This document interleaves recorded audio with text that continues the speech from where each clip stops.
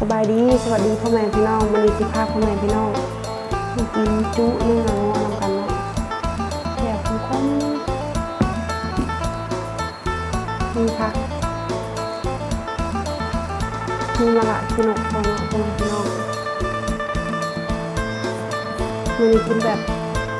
กินไปน้ำหั่นไปน้ำเลยมันเนาะพ่อแม่พี่น้องแจ่วคม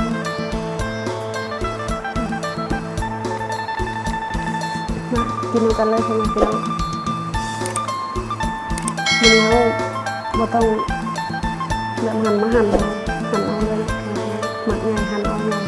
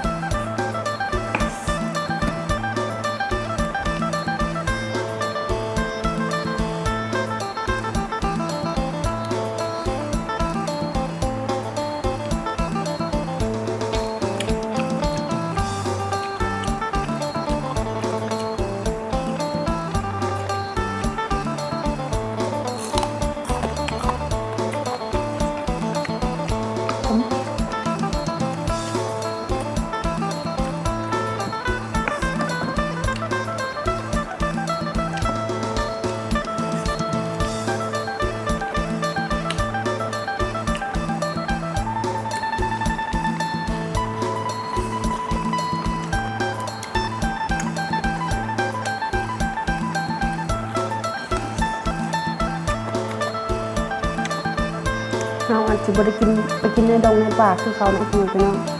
เพราะว่าเฮาบ่มีดงบ่มีป่าอยู่โรงงานอยู่นั่นต้องกินในโรงงานบ่มีตรงไห้ตรงนา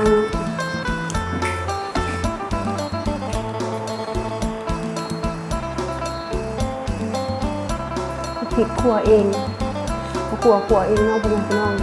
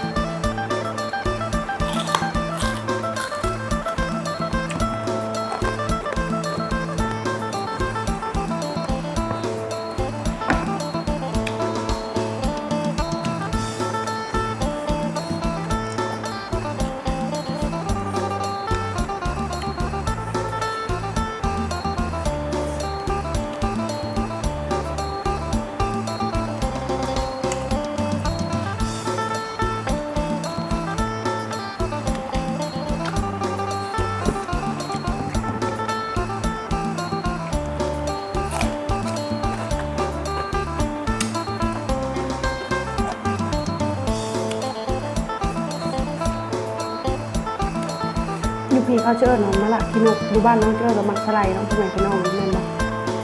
เป็นมักสไลคือกันนั่นบ่พ่อแม่พี่น้อง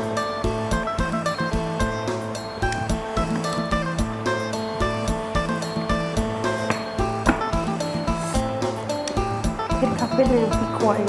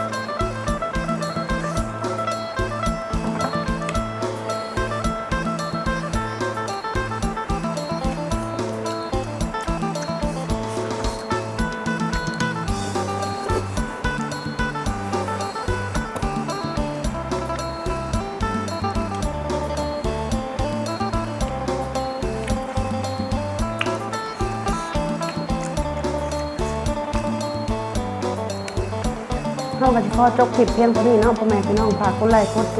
แชร์กดติดตามช่องชาวบางชาแนลเด้อพ่อแม่พี่น้องเพื่อจะได้เห็นคลิปใหม่ๆต่อไปสบายดี